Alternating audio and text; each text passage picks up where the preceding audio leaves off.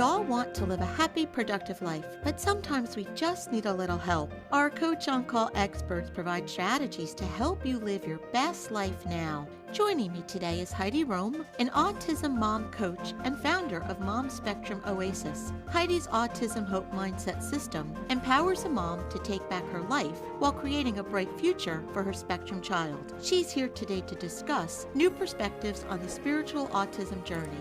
Welcome, Heidi. Thanks for joining us. Thank you so much for having me, Joan. It's a pleasure to be here with you. Heidi, in our last segments, we talked about Don Miguel Ruiz's book, The Four Agreements, and how his words apply to the autism journey. Now in part 3 of this discussion, please share with us why you believe your autistic child is a spiritual teacher in your life, and tell us a little bit about what you've learned from him. Joan, the last time I was on your show, I spoke about the profound conversation I had via supported typing with my nonverbal autistic son, Ethan, when he was 11 years old. In it, he revealed his enduring protective relationship with God and shared that while in heaven, a place with no bodies, just spectacular energy, as he said, he had chosen to become himself and have a life with challenges in a journey prescribed by God. Ethan's firsthand connection with eternity and knowledge that all circumstances are purposeful eased my soul and demonstrated to me the healing power of viewing the autism journey through a spiritual lens.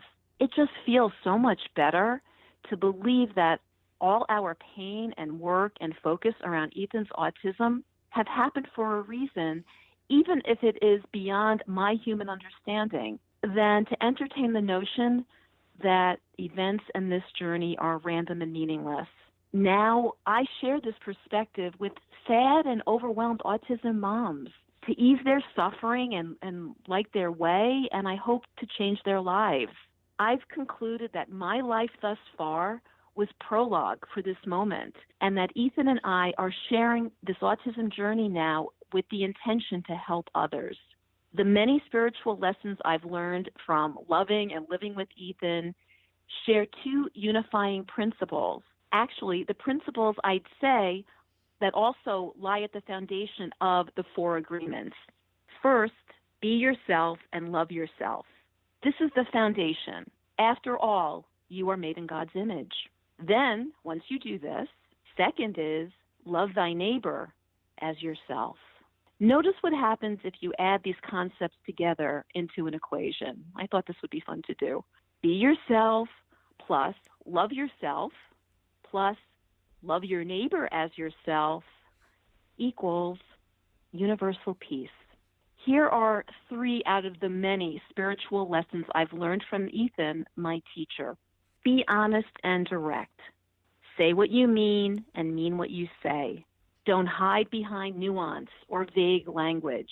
Ethan is always completely, fearlessly himself with no artifice at all and zero regard for the opinions of others.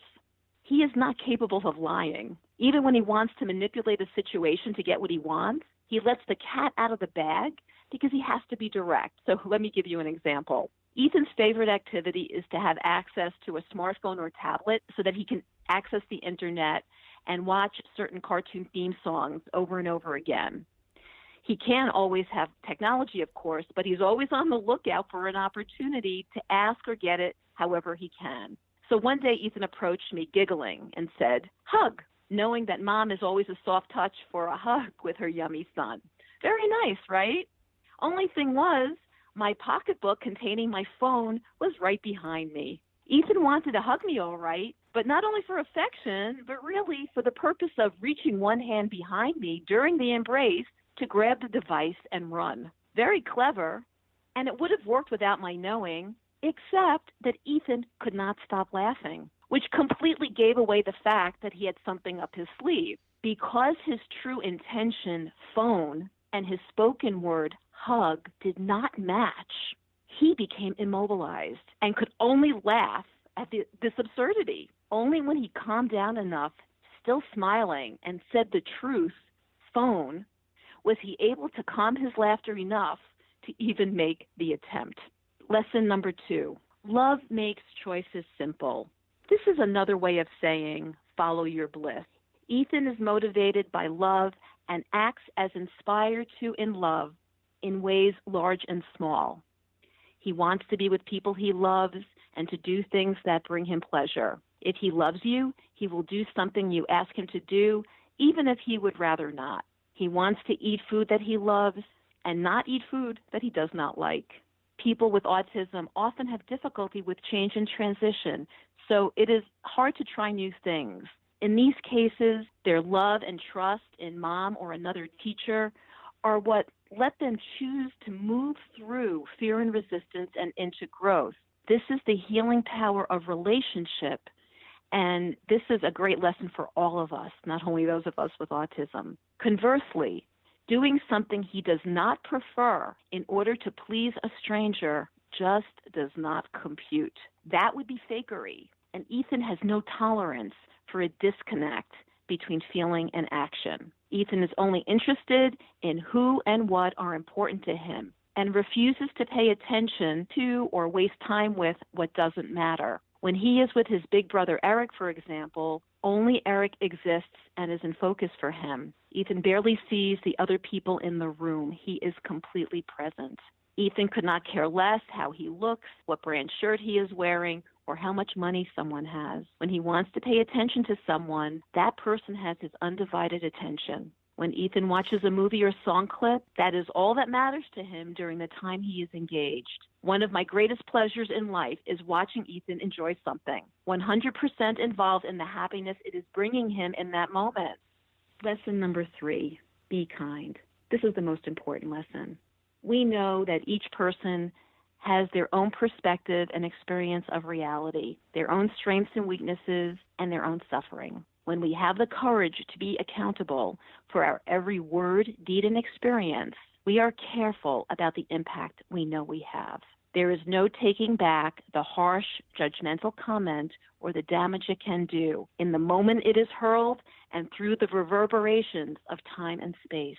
Likewise, giving of ourselves in another's moment of need creates an opportunity to replenish that individual and to repair the world. The challenging autism journey provides an astounding number of chances for people to stand up and show who they are or who they are not. When we put ourselves in someone else's shoes and give them the benefit of the doubt, we reinforce all that unites us as spiritual beings having a human experience. Heidi, thank you so much for joining us. If you would like to learn more about Heidi and her work, you can visit momspectrumoasis.com. That's moms with an S. Or as always, to hear more from Heidi, you can visit our website, cyacyl.com/Heidi. We'll be right back.